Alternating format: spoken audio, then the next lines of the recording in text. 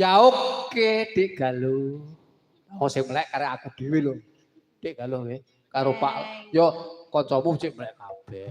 Ning sing gak betah melek kuwi biasane kuwi anu lho. Harimin.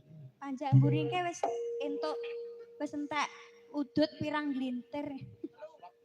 Yo nek udut di tanah memang kuwi kelangenane Piyayi Kakung Mbak Galuh. Tapi nek Mbah Satin no. Kula nggih seneng udut. Udut. Nggih. Tapi udute sampeyan sing papak napa sing licip? Mboten. Maksude iki papak kuwi lho aja salah persepsi. Nek papak kuwi kan iki gru. Oh, ngaten. Enek sing jenenge rokok alang-alang. Kuwi nek wong dhisik lek ngarani rokok Jawa, kuwi lincip. Lah senenge rokoke sing ireng to. Ireng.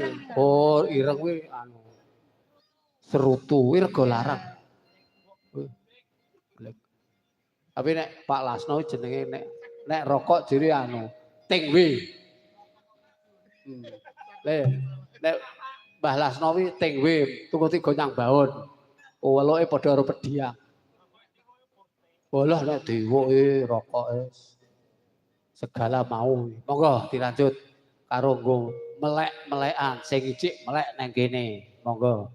Tak tunggoni. Wis warung, Pak.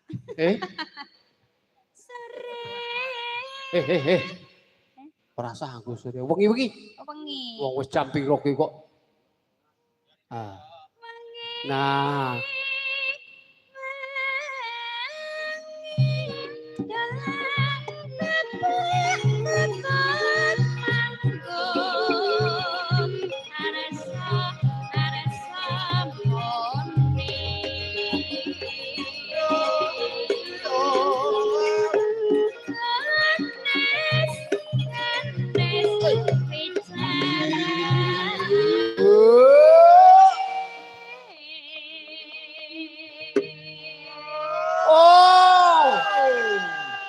Aku yo melok udu lho, Mas Lasno.